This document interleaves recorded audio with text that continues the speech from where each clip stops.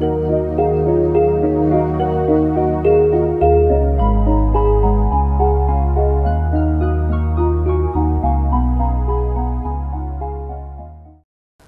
billahi minasyaitonir rajim.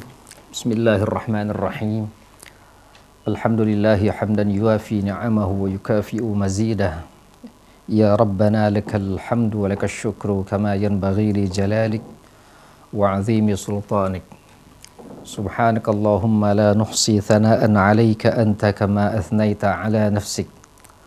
Wa asyhadu an la ilaha illallah wahdahu la syarika lah. Wa asyhadu anna sayyidana wa nabiyyana Muhammadan abduhu wa rasuluh. Allahumma fasalli wa sallim wa barik wa azzim ala abdika wa rasulika Muhammadin wa ala alihi wa sahbihi. Salatan wa salaman daimaini mutalazimaini ila yaumiddin. Amma ba'd, para pendengar pemirsa TV Rasil rahimani wa rahimakumullah. Assalamualaikum warahmatullahi wabarakatuh. Syukur alhamdulillah kita senantiasa mendapatkan limpahan rahmah, nikmat, kebaikan, keberkahan dari Allah Subhanahu wa taala, yang tentunya dengan modal-modal kebaikan ini kita dapat melaksanakan aktivitas kita sehari-hari, baik hablum minallah, hablum minan nas, ataupun untuk kebutuhan diri dan keluarga kita masing-masing. Seperti biasa, sebelum kita melanjutkan kajian Mukhtarul Ahadits, terlebih dahulu kita bertabar dengan Ummul Quran, Suratul Fatihah. Kita mohon kepada Allah Ta'ala agar Allah melimpahkan kebaikannya kepada kita, rahmah dan maghfirahnya kepada ibu bapak kita, orang-orang yang kita cintai, orang-orang yang berjuang di jalan Allah Subhanahu wa taala. A'udzu billahi minasyaitonir rajim. Bismillahirrahmanirrahim. Alhamdulillahi rabbil alamin. Arrahmanir rahim. Maliki yaumiddin. Iyyaka na'budu wa iyyaka nasta'in. Ihdinas siratal mustaqim. Siratal ladzina an'amta 'alaihim ghairil maghdubi 'alaihim waladdallin. Amin. Para pendengar pemirsa TV Rasil, insya Allah kita akan mengkaji beberapa hadis yang saya mulai dari hadis ke-320. Ruwiya an Rasulillah sallallahu alaihi wasallam, inna ahabba ibadillahi ilallahi ansahuhum li ibadih. Sesungguhnya dari sekian banyak umat manusia, hamba Allah yang paling dicintai oleh Allah Ta'ala, ahabba ilallahi, yang Allah paling suka, yang Allah paling cinta adalah ansahuhum li'ibadih, orang yang paling banyak memberikan nasihat pandangan kepada hamba-hamba Allah, kepada kekasih-kekasih Allah. Kalimat nasaha yansahu, ini ansaha ismu tafdil dari nasaha. Jadi kalau nasaha memberikan nasihat, ansaha yang paling banyak memberikan nasihat.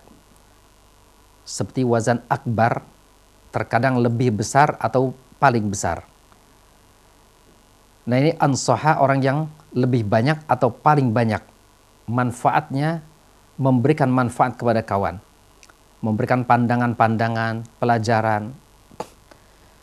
Kalimat nasaha juga sebenarnya, nasaha yansahu bisa juga diartikan sebuah ketulusan, kebersihan hati. Kalau kita punya kawan, saya senang dengan kawan saya karena kawan saya ini dekat kepada saya, suka nolong saya, karena terjalin hubungan yang baik sudah sekian tahun, saya juga luar biasa cintanya kepada kawan saya ini. Karena saya sangat cinta, tentu apapun yang saya lakukan berdasarkan ketulusan. Jadi nasaha yansahu bisa diartikan nasihah, sebuah ketulusan. Kalau tidak ada sebuah ketulusan, tidak mungkin kita memberikan satu pandangan. Kenapa orang tua sering memberikan nasihat kepada anaknya? Sering memberikan semangat. Karena apa? Karena orang tua begitu tulus kepada anaknya. Orang tua nggak punya harapan yang terpenting buat dirinya. Bagaimana anaknya dapat menjadi orang yang baik di kemudian hari. Dia memberikan nasihat sampai dia berkorban mencari nafkah untuk membiayai anak-anaknya. Semata-mata karena ketulusan kasih sayang orang tua. Jadi bukan sekedar mencari nafkah, tapi arahan-arahan, pandangan, sampai doa dilakukan oleh ibu bapak demi masa depan anak-anaknya. Itulah sebuah nasihat, sebuah ketulusan. Seandai kata tidak ada ketulusan, nggak ada orang tua yang mau berkorban untuk anak-anaknya. Begitu juga antar teman, sesama kaum muslimin, agar selalu ada nasihat, ketulusan. Kalau ada sesuatu yang tidak baik, kita cepat tanggap. Ada perpecahan di tubuh kaum muslimin, kita selalu menjadi penengah. Selalu kita menjadi perekat. Nah, orang-orang yang senantiasa menjadi perekat, berada di tengah-tengah, itu yang paling banyak manfaatnya. Walaupun ujiannya, cobaannya pun paling berat karena berada di tengah-tengah, dihimpit dari sana sini.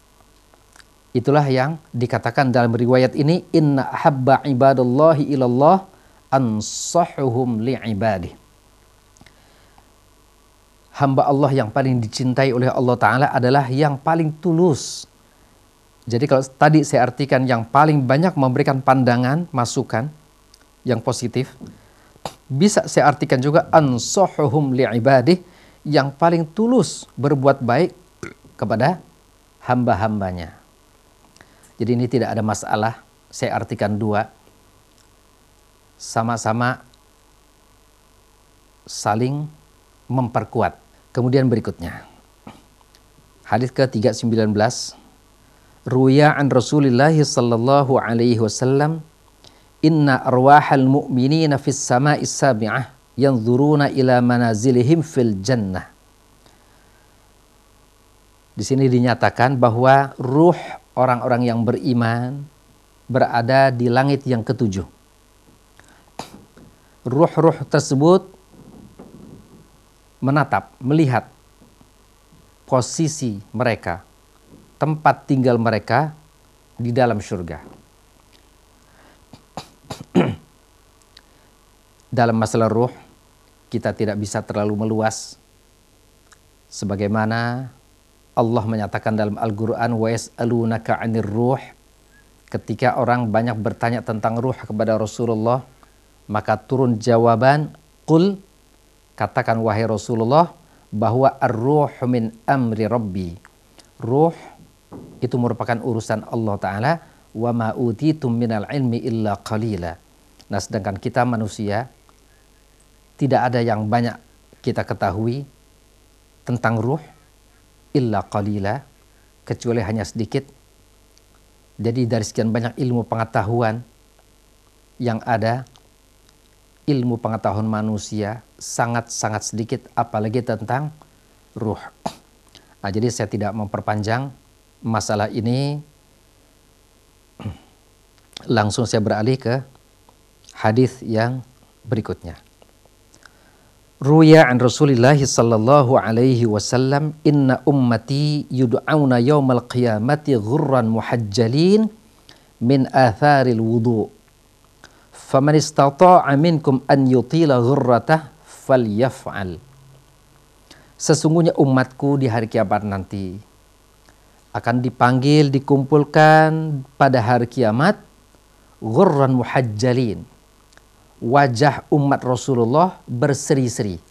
Min athari wudu, dari athar, pengaruh wudu yang selama ini kita lakukan. Jadi di dunia ini bukan tempat pembuktian. Dunia adalah alam nyata. Sedangkan pahala dan dosa itu ghaib, buat kita tidak terlihat, tidak nyata. Begitu juga masalah wudu, manfaat wudu. Ada yang kita rasakan di dunia, Allah jaga kita dari hal-hal yang kita nggak inginkan. Tapi nanti di hari kiamat, orang yang selalu wajahnya dibasahi dengan wudu, di hari kiamat nanti ketika dipanggil, dikumpulkan, Rasulullah akan menandai wajah umatnya karena berseri-seri bagaikan lampu. Yang namanya lampu, cahaya, ketika berada di tempat gelap pasti terlihat. Matahari siang ini, semua orang pasti melihat adanya matahari. Hanya orang-orang buta yang tidak melihat adanya matahari. Begitu juga lampu. Kita berada dimanapun juga. Ketika kita di jalan, ketika kita di rumah, di masjid, di pasar, sewaktu kita keluar malam hari, yang paling terlihat jelas adalah lampu. Bahkan benda-benda lain, jalan dan sebagainya, terlihat ketika ada sinar lampu, cahaya. Tanpa adanya lampu, maka tidak akan terlihat yang lain-lain. Begitu juga umat Rasulullah di hari kiamat nanti, wajah mereka berseri-seri bagaikan lampu. Jadi Rasulullah menandai umat beliau dengan ghurran muhajjalin, wajah umatnya yang berseri-seri, bersinar, bercahaya. Oleh karena itu, dari sangat pentingnya ini wudu, di samping manfaat di dunia, merupakan senjata mukmin. Sebagaimana Rasulullah katakan, al-wudu silahul mu'min. Wudu adalah senjatanya yang melindungi seorang mukmin. Juga sebagai tanda di hari kiamat nanti. Faman istata'a minkum an yutila ghurratah falyaf'al. Barang siapa yang ingin memperluas area cahayanya, jangkauan cahayanya, falyaf'al, maka hendaklah dia lakukan.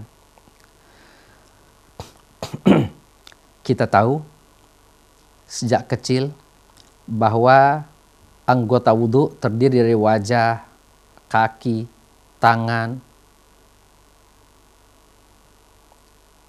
tapi juga ada batasan-batasannya. Wajah dari mana sampai kemana, tangan dari jari-jari, hujung jari-jari sampai sikut kita, kaki sampai mata kaki. Itu yang wajib.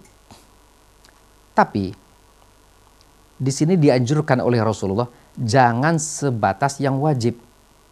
Walaupun hanya sampai sikut kita, sampai mata kaki kita, tapi barang siapa yang ingin memperluas area wudunya, memperluas, memperlebar, memperpanjang, atau menambahkan dari yang wajib, maka falyaf'al, hendaknya dia lakukan itu.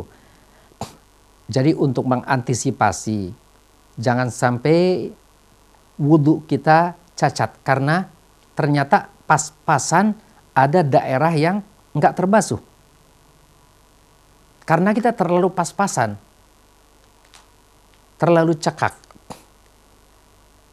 Alangkah lebih baiknya kita lebihkan, katakan 1 senti di atas sikut, 2 senti, 3 senti, 5 senti, bahkan 10 senti pun nggak apa-apa. Karena ini bukan rukun bacaan seperti Fatihah yang memang sampai di situ, nggak bisa dilebih-lebihkan lagi. Nah, kalau ini daerah ya, daerah yang wajib, kemudian kita lebihkan sebagai antisipasi agar yang wajib ini sempurna. Dan juga memang ada anjuran dari Rasulullah, fal yaf'al, hendaklah dia perluas daerahnya yang wajib. Jadi agar cahayanya nanti di hari kiamat lebih terang lagi. Kalau mungkin yang wajib itu pas-pasan, ya katakan 50 watt, karena setiap wudhu kita tambahkan, maka nanti cahaya kita menjadi 75 watt dan seterusnya.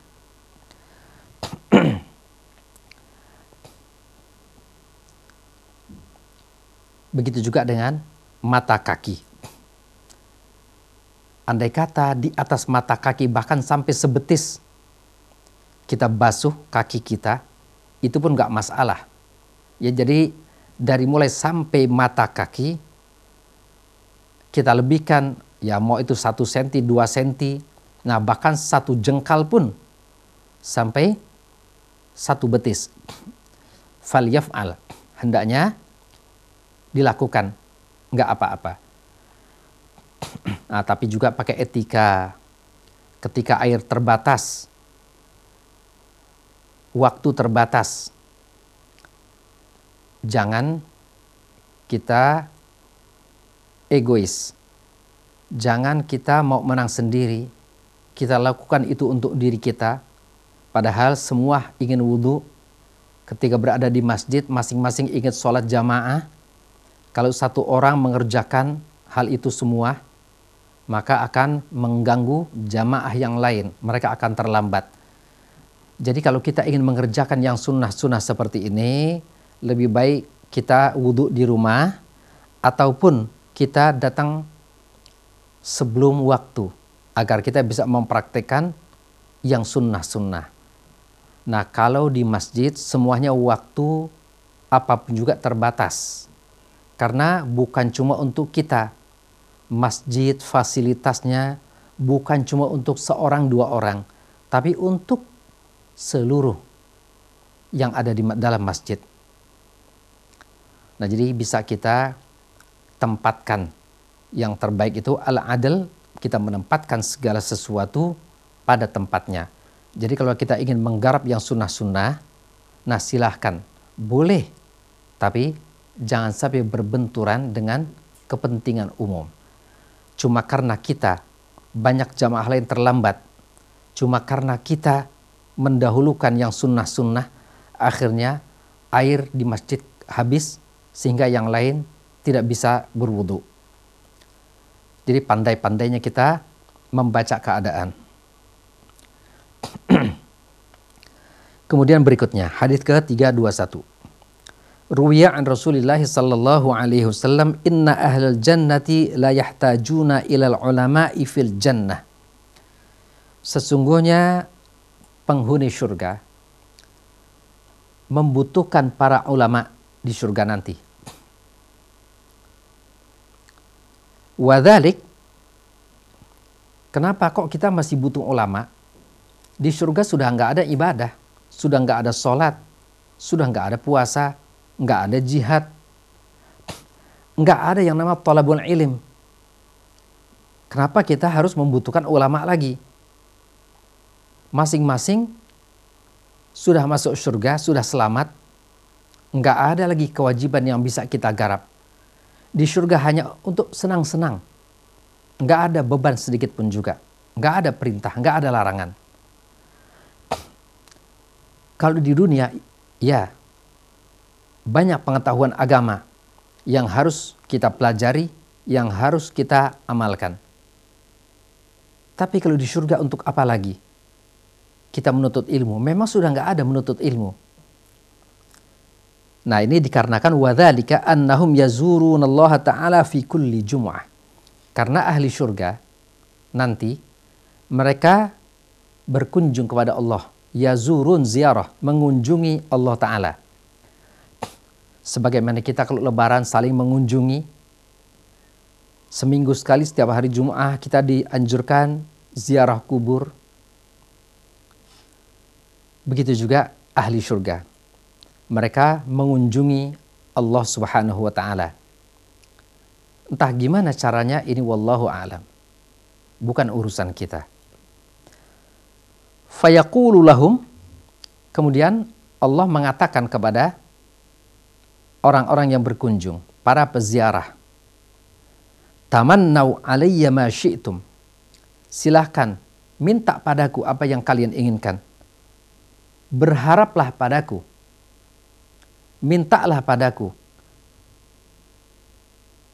Itu Allah katakan kepada para peziarah. Fayaltafituna ilal ulama. Kemudian penghuni-penghuni surga ini, mereka tidak bisa menjawab. Akhirnya mereka bertanya kepada para ulama, madza tamanna? Akhirnya penghuni surga ini bertanya kepada ulama, apalagi yang kita harapkan? Apa yang harus kita minta kepada Allah Ta'ala? Fayaquluna tamannau alaihi kadza wa kadza. Nah, akhirnya ulama mengatakan, mintalah kepada Allah kadza wa kadza. Ini. Walaupun tidak disebutkan di sini. Nah, jadi ternyata masih banyak kenikmatan di surga yang kita nggak pernah tahu. Kita hanya tahu surga adalah sebagai taman yang indah. Di sana ada bidadari, di sana ada sungai mengalir, di sana ada ini. Itu yang kita tahu, yang kita sering dengar. Tapi di surga kenikmatan yang tidak akan pernah ada habisnya, yang terus menerus. Kalau saat ini kita makan buah, makan makanan, rasanya begini, besok mungkin berganti rasa, berjuta-juta rasa akan ada di surga. Kalau di dunia kita makan sesuatu yang nikmat, itu cuma lidah yang bisa menikmati. Setelah kita telan, setelah melalui kerongkongan, maka nggak ada lagi rasa yang tadinya kita suka, gurih, manis, sedap, asam, pedas, itu di mulut. Lewat dari kerongkongan, kita nggak suka lagi. Kita nggak rasakan lagi. Tapi di surga, nikmatnya itu, rasanya itu akan terus-menerus kita rasakan. Bukan cuma di lidah. Jadi nikmat terus-menerus. Dan bergonta-ganti. Kalau kita di dunia, rasanya kopi, ya sudah kopi. Sampai hari kiamat yang namanya kopi pahit. Sudah itu yang kita rasakan. Yang namanya air putih, ya sudah air putih. Yang namanya teh, ya kemerah-merahan, rasanya sedikit agak sepat, kalau dia kental, sampai di situ. Tapi di surga, orang tidak akan pernah bosan. Kalau di dunia, setiap hari saya makan rendang, setiap hari saya makan nasi pakai sop dan soto. Saya kira dalam waktu seminggu, 2 minggu saya akan bosan. Tapi kalau di surga, enggak akan ada bosannya. Dan rasanya itu terus menerus. Nah, oleh karena itu, jawabannya tamannau alaihi kadza, mintalah kepada Allah ini, tidak disebutkan. Wa kadza, demikian juga fahum yahtajuna ilaihim fil jannah kama yahtajuna ilaihim fid dunya. Demikianlah penghuni surga membutuhkan ulama sebagaimana kita kaum muslimin membutuhkan para ulama sewaktu kita hidup di dunia. Kita bertanya tentang masalah-masalah kehidupan, masalah ibadah, soal muamalah, ya soal hablum minallah, hablum minan nas. Kita bertanya kepada para ulama. Ternyata bukan sebatas di dunia, sampai ke akhirat pun ulama tetap masih dibutuhkan. Jelaslah Allah mengatakan dalam Al-Quran, yarfa'illahu alladhina amanu minkum walladhina utul ilma darajat. Allah akan mengangkat derajat orang-orang yang beriman kepadanya. Tapi lebih-lebih lagi, di samping beriman, alladzina utul ilm, orang-orang yang berpengetahuan. Berarti di sini orang-orang yang berilmu, dan ilmu juga bertingkat-tingkat. Tidak semua ustadz, tidak semua kiai sama, tentu beda. Masing-masing punya lebih kurangnya. Nah, jadi ada ustadz yang jauh lebih alim di atas rata-rata. Itu sudah maklum. Bismillah. Kemudian berikutnya, hadis ke-322. Ruya an Rasulillah sallallahu alaihi wasallam, inna ahlal ma'rufi fid dunya hum ahlul ma'rufi fil akhirah. Wa inna awwala ahlil jannati dukhulan al jannata hum ahlul ma'ruf. Sesungguhnya ahlul ma'ruf. Ma'ruf itu kebaikan. Kita sering dengar istilah amar ma'ruf nahi munkar. Al-amru bil ma'ruf wan nahyu 'anil munkar. Jadi para pelaku-pelaku kebaikan, ahlul ma'ruf di dunia, mereka juga merupakan ahlul ma'ruf fil akhirah. Wa inna awwala ahli jannati dukhulan, dan yang pertama kali masuk ke dalam surga adalah hum ahlul ma'ruf. Yang pertama kali masuk ke dalam surga adalah ahlul ma'ruf. Nah, siapakah ahlul ma'ruf? Tentu di sini memang ada penjelasan. Kalau secara umum ma'ruf itu kebaikan. Setiap kebaikan itu ma'ruf, apalagi yang wajib-wajib. Makanya ada istilah amar ma'ruf, mengajak orang untuk melakukan kebaikan. Nah, bahkan kebaikan ini seperti sholat hukumnya bisa wajib. Kalau orang belum sholat, kita dakwah, kita ajak, kita sampaikan bahwa sholat itu wajib. Nah, karena sholat itu jadi merupakan ma'ruf. Sebaliknya munkar, yang fitrah kita tidak menerima keberadaan tadi. Seperti orang mabuk-mabukan, berjudi, berbohong, khianat, mencuri. Itu tidak harus kita mempelajari dalil-dalil terlebih dahulu. Nggak perlu kita belajar agama terlebih dahulu, harus jadi ustadz dulu baru tahu hukumnya bohong, baru tahu hukumnya judi itu apa. Nggak harus kita membuka-buka buku tafsir. Pelajari bahasa Arab dulu, pelajari hadis, baru kita tahu hukumnya berjudi. Itu nggak harus. Jadi fitrah manusia sudah bisa mengatakan bahwa berbohong itu munkar, khianat itu munkar, mengambil hak orang lain itu munkar. Jadi Allah berikan kita akal sehat, Allah berikan ilmu pengetahuan. Seandainya kata munkar hanya bisa diketahui oleh para ulama-ulama, nah bagaimana dengan orang-orang yang bodoh, yang bukan ulama? Berarti mengapa mereka akan diadili oleh Allah Ta'ala? Padahal hal ini yang mengetahui, yang bisa tahu hanya ulama. Nah, jadi dengan cara ini kemunkaran bisa diketahui melalui fitrah tanpa harus menjadi ulama terlebih dahulu, agar tidak ada alasan nanti di akhirat, saya bukan ulama, saya nggak sholat karena saya bukan ulama, saya berjudi, oh karena saya tidak tahu, saya bukan ulama. Nah, jadi masalah-masalah seperti ini cukup hanya dengan fitrah manusia, kemanusiaannya manusia, sudah bisa mengatakan, menolak bahwa itu bukan perbuatan yang baik. Jadi makanya itu munkar yang diingkari oleh fitrah manusia, oleh hati nurani, oleh akal sehat manusia.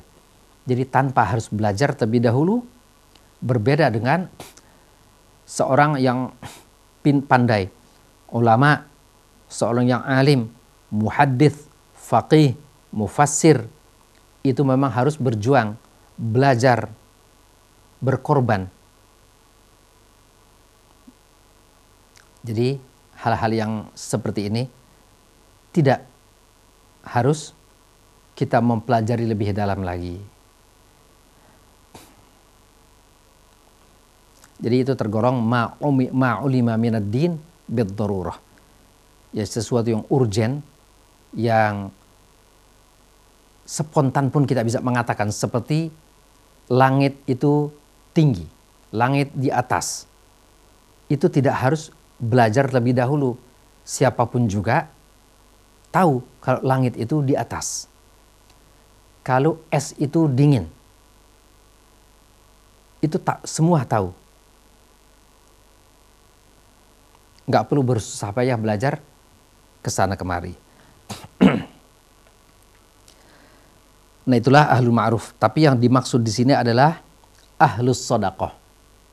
Orang-orang yang suka bersodakoh, para dermawan, di samping memang mereka ibadah, menjalankan perintah Allah, meninggalkan larangannya, mereka melakukan kebaikan-kebaikan yang lain yang bersifatnya hablum minallah, seperti sholat, bangun malam, puasa, jihad fisabilillah, dan sebagainya.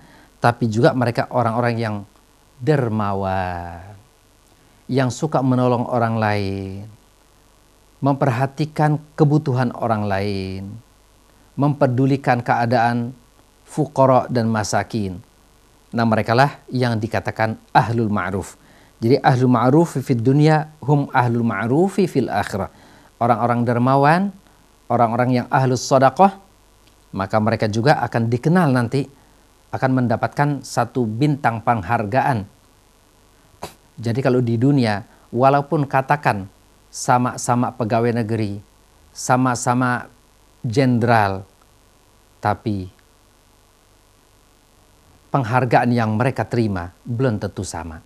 Jasa-jasa mereka untuk negara belum tentu sama. Walaupun sama-sama gubernur, sama-sama presiden, tapi belum tentu jasa-jasa mereka sama. Orang-orang dahulu, jenderal-jenderal dahulu seperti Jenderal Sudirman, yang menghadapi Belanda, mereka merasakan bagaimana sengitnya pertempuran. Itu berbeda dengan jenderal-jenderal sekarang yang sama sekali tidak pernah merasakan perang. Mereka menjadi jenderal, punya bintang 4 dari hasil pendidikan. Nah, ada lagi seorang menjadi pejabat karena jasa, karena nepotisme, karena kenalan. Itu berbeda. Nah, begitu juga ahlu ma'ruf fid dunya, orang-orang yang punya kelebihan di dunia, walaupun sama-sama masuk surga, tapi surga itu bertingkat-tingkat. Enggak semuanya sama. Yang satu tingkat saja, fasilitasnya pun mungkin bisa ada perbedaan. Plus minusnya ada. Nah, jadi di surga pun nanti masing-masing merasakan, kalau saya mengerjakan sholat pas-pasan, menjalankan agama pas-pasan, nggak lebih, cuma sekedar yang wajib, tidak ada yang sunnahnya sama sekali, itu pun sama, selamat kita di akhirat. Tapi tentu berbeda, tiket kita berbeda dengan tiketnya PIP, ada lagi nanti PPIP dan seterusnya. Nah, jadi bertingkat-tingkat. Berikutnya hadis ke-323. Ruwiya an Rasulillah sallallahu alaihi wasallam inna awwala ma yujaza bihil abdul mu'minu ba'da mautihi an yughfara li jami'i man tabi'a janazatah. Ahli kubur, ya, kebaikan ahli kubur yang pertama kali Allah berikan setelah kematiannya. Dan kita insya Allah masing-masing merasakan apa yang akan terjadi, apa yang kita akan alami. Hanya tinggal menunggu waktu. Saudara-saudara kita yang sudah terlebih dahulu dipanggil oleh Allah Ta'ala, mereka sudah merasakan janji-janji Allah dan ancaman-ancaman. Nikmat kubur ataupun azabul kubur. Semua mereka sudah merasakan. Tinggal kita yang belum merasakan. Nah, nanti kita pun akan merasakan. Yang pertama kali Allah balas kita, Allah balas kebaikan kita setelah kita meninggal dunia nanti adalah seluruh orang-orang yang mengiringi jenazah kita. Dari mulai menyolatkan jenazah kita, mengiringi sampai pemakaman, bahkan sampai di pemakaman pun masih ditunggu. Jadi sholat plus menguburkan itu dapat bonus pahala dari Allah Ta'ala. Yang pertama kali ahlu kubur, orang yang meninggal dunia, mereka mendapatkan balasan adalah setiap orang yang menyolatkan dirinya, ikut menguburkan dirinya, akan mendapatkan ampunan Allah Subhanahu wa Ta'ala. Jadi satu kegembiraan buat kita ahli kubur. Jadi setiap orang-orang yang dekat kepada kita, yang cinta pada kita, mendapatkan hadiah dari Allah Subhanahu wa Ta'ala. Di samping kita mendapatkan hadiah juga, mendapatkan rahmah dan maghfirah. Nah, tentu Allah juga zat yang amat murah. Orang yang Allah ampuni, yang dimaafkan oleh Allah Ta'ala, ahlul khair. Begitu juga yang menyolatkan ahlul khair, yang menguburkan ahlul khair, akan mendapatkan khair, kebaikan, yaitu ampunan dari Allah Subhanahu wa Ta'ala. Nah, ini sebagai motivasi, targhib, ajakan, seruan, spirit agar kita mau mensolatkan jenazah. Kapan dan dimanapun juga, manfaatkan ketika kita lagi sholat di mana. Nah, termasuk saya, alhamdulillah, kita keluar masuk masjid sejak dulu, jadi khotib setiap Jumat, keluar masuk masjid, keluar masuk kampung, bergonta-ganti masjid yang saya masuki. Seringkali pada hari Jumat ternyata ada jenazah. Kemudian besok saya sholat tempat yang lain, kadang ada, kadang enggak.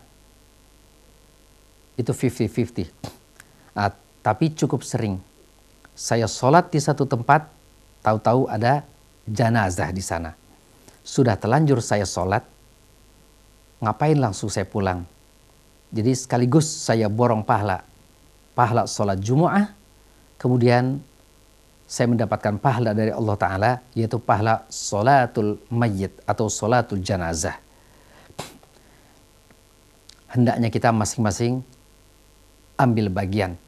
Jangan sampai sudah ada di dalam masjid kemudian kita pulang, kita nggak mau sholatkan janazah tersebut. Satu kerugian. Kita tidak berusaha lagi, tidak berusaha datang ke masjid karena memang kita sudah ada di dalam masjid. Alangkah baiknya kita ambil bonus hadiah dari Allah Subhanahu wa Ta'ala. Kemudian hadis berikutnya, ruya an Rasulillah sallallahu alaihi wasallam, inna buyutallahi fil ardi al masajid wa inna haqqan 'ala Allah an yukrima man zarahu fiha. Sesungguhnya rumah-rumah Allah di muka bumi ini adalah al masajidu, masjid-masjid. Termasuk juga di dalamnya tentu musola-musola. Itu hanya perbedaan nama saja kalau di Indonesia. Kalau di luar, di negara-negara Arab, nggak ada istilah musola, yang ada masjid. Jadi semua itu masjid. Cuma kalau kita dibedakan, yang digunakan untuk sholatul Jumu'ah kita sebut masjid, yang nggak dipakai untuk sholatul Jumu'ah kita sebut musola. Itu hanya di Indonesia mungkin atau mungkin di beberapa negara. Tapi di Timur Tengah nggak ada sebutan musola. Walaupun nggak dipakai untuk Jumu'ah, banyak masjid di sana yang nggak digunakan untuk Jumu'ah. Karena nggak jauh dari Masjid Haram sentral. Untuk apa mereka bikin Jumu'ah? Karena tidak begitu jauh dengan Ka'bah. Mereka lebih mengutamakan sholat di depan Ka'bah ketimbang di tempat-tempat yang lain. Nah, oleh karena itu banyak masjid-masjid di seputar Makkah tapi nggak digunakan untuk sholatul Jumu'ah. Jadi tetap disebutnya juga masjid. Jadi masjid musola sama ya. Inna buyutallahi fil ardi al-masajidu. Sesungguhnya rumah-rumah Allah di muka bumi ini adalah al-masajid, masjid-masjid ataupun musola. Wa inna haqqan 'ala Allah an yukrima man zarahu fiha. Dan merupakan satu kebenaran. Allah berjanji akan memuliakan orang-orang yang datang ke rumahnya, yang berkunjung ke rumah Allah Subhanahu wa taala. Tapi semuanya tentu dengan adab, dengan etika. Kalau kita masuk ke masjid, kemudian kita hanya ngobrol-ngobrol, kita juga enggak menghormati Baitullah. Bagaimana Allah akan menghormati kita? Apalagi kalau kita ngobrol, tapi bicara ghaib, ghibah, bicara aib orang lain. Kalau di tempat lain, di rumah kita saja berdosa, apalagi di rumah Allah. Karena ghibah merupakan maksiat. Sedangkan rumah Allah didirikan hanya untuk ibadah. Kita sudah melanggar kesucian rumah Allah Ta'ala. Tentu kita berdosa. Bahkan mungkin bisa lebih besar dosanya ketimbang kita ghibah di tempat yang lain. Karena ini tempat yang suci yang hanya didirikan untuk ibadah kepada Allah Ta'ala. Kita nggak menghormati rumahnya Allah Ta'ala. Kita nggak menghormati yang punya rumah, yaitu Allah Subhanahu wa Ta'ala. Jadi ketika kita masuk ke dalam masjid, hendaknya kita memang sudah siap, sudah dalam keadaan bersih, baik lahir maupun batin. Kita bersih dari hadas, pakaian kita bersih, anggota tubuh kita bersih. Dan kita ke masjid dengan tujuan yang bersih, semata-mata untuk mencari keridhaan Allah Ta'ala, menjalankan sunnah Rasul. Kita sholat jamaah, karena memang Rasulullah selalu melaksanakan sholat dalam keadaan jamaah. Jadi dari mulai pakaian kita, badan kita bersih, kemudian tujuan kita pun bersih. Dan juga sekaligus bersih dari dua hadas.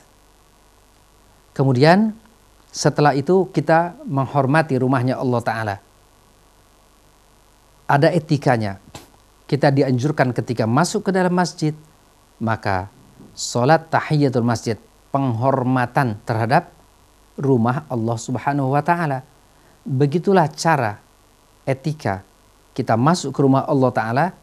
Kalau masuk ke rumah orang, tentu ada etikanya. Masuk ke keraton, apalagi banyak aturan-aturan di sana. Kita pergi umpama ke istana, itu protokolernya luar biasa. Kenapa? Kalau masuk ke Baitullah, seenaknya. Bahkan banyak saat ini, banyak yang merokok di masjid, di musola. Ini jelas sama sekali nggak menghargai. Ada lagi orang yang tidak menutup auratnya sambil kerja di sana, merokok juga, kemudian tidak menutup aurat. Itu benar-benar tidak sopan terhadap kehormatan Baitullah. Jadi boro-boro dapat pahala, mungkin bisa dapat dosa karena kita nggak menghormati, nggak menghargai Baitullah. Kita nggak menghargai tuan rumah. Kita kalau datang ke rumah orang, ke rumah pejabat, tentu ada etika. Kita nggak sembarangan, apalagi ke istana negara. Itu lebih repot lagi.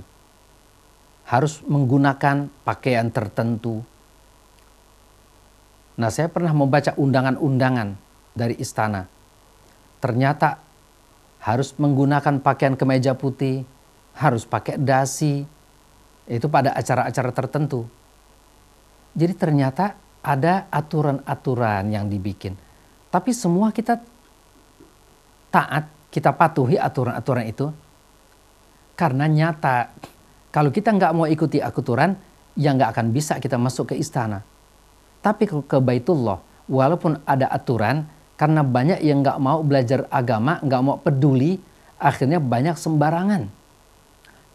Pada hari Jumat, ya Allah, berulang-ulang kali saya di mana tempat? Di samping banyak orang yang datang terlambat. Itu yang datang terlambat karena memang nggak pernah belajar sama sekali, nggak pernah mendengarkan khutbah, nggak pernah hadir ke pengajian, nggak pernah baca buku agama, nggak pernah bertanya kepada ulama. Sebegitu bodohnya, sebegitu jahilnya, sampai masalah-masalah Jumat yang seharusnya tidak boleh bicara, mereka ngobrol. Bukan saja bicara 1-2 kalimat, tapi ngobrol, bercanda. Itu di luar, kalau kita perhatikan, jadi terbahak-bahak, ngobrol-ngobrol sambil merokok. Mau melaksanakan Jumu'ah, tapi seperti itu. Fa'anna yustajabu lidzalik. Bagaimana Allah mau menerima amal seperti itu? Wallahu alam kalau soal diterima atau ditolak. Itu wewenang Allah. Kita nggak bisa memastikan. Tapi kalau kita secara lihat secara kenyataan, bagaimana Allah mau terima? Kita saja yang sudah jauh lebih baik, kita sudah rapi, kita tidak bicara, kita tidak melakukan pelanggaran, tapi tetap kita masih takut jangan-jangan Allah nggak terima ibadah kita. Bagaimana halnya dengan banyak orang-orang Islam yang seperti itu? Karena kejahilan mereka, karena ketidaktahuan mereka, karena mereka nggak pernah belajar sama sekali, walaupun mereka Islam, tapi mereka tidak mengenal Islam. Apa itu Islam? Ma huwal Islam. Jadi hanya sebatas ikut-ikutan. Karena bapak saya Islam, ibu saya Islam, masa iya saya Yahudi? Nah akhirnya begitu juga dengan pelaksanaan sholatul Jum'ah. Orang-orang pada pergi ke masjid. Masa iya saya nggak pergi ke masjid? Apa kata orang? Apa kata tetangga? Apa kata orang tua saya nantinya? Muka saya mau taruh di mana? Muka ibu bapak saya mau taruh di mana? Hanya sebatas itu, ya sudah. Hanya itu yang mereka dapat. Jadi ini musibah, bencana yang menimpa umat sudah sedemikian parahnya. Pantaslah. Karena sebagian kaum muslimin seperti itu, maka yang ada di hati mereka bukan orang-orang yang cinta kepada agama Allah yang mereka pilih, loyalitas yang mereka berikan, hak pilih mereka berikan kepada orang-orang yang tidak cinta kepada Allah dan Rasulnya, karena mereka juga bukan orang yang cinta Allah dan Rasulnya. Para pendengar dan pemirsa TV Rasil, rahimakumullah. Itulah beberapa hadis yang bisa kita kaji pada siang hari ini. Semoga bermanfaat buat kita semuanya. Amin ya rabbal alamin. Wassalamualaikum warahmatullahi wabarakatuh.